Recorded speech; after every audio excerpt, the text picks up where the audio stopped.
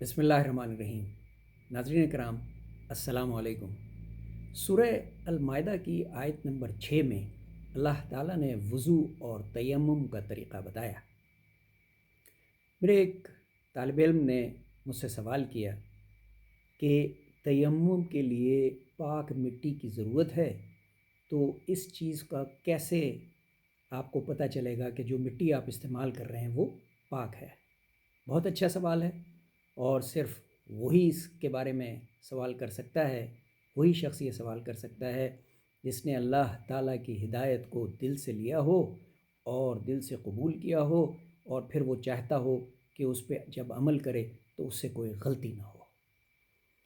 اس کا بہت آسان طریقہ ہے۔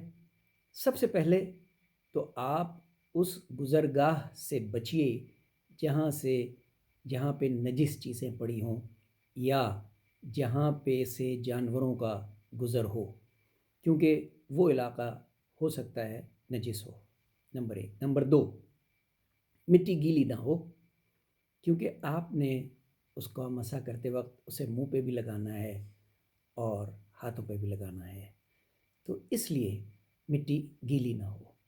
اور اس کے بعد بہت آسان طریقہ یہ ہوگا کہ آپ مٹی کو ہاتھ میں لے کے سونگھ لیں۔ اگر مٹی نجس ہوگی تو اس میں ایک بیڈ اسمیل ہوگی۔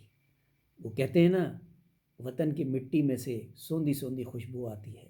تو اسی لیے جب آپ ایک نیک کام کے لیے مٹی اٹھا رہے ہیں تو اللہ تعالیٰ بھی اس مٹی میں خوشبو پیدا کرے گا، اور آپ کو پتہ چل جائے گا کہ مٹی پاک ہے یا نہیں۔ آپ کا بہت شکریہ۔ اللہ حافظ۔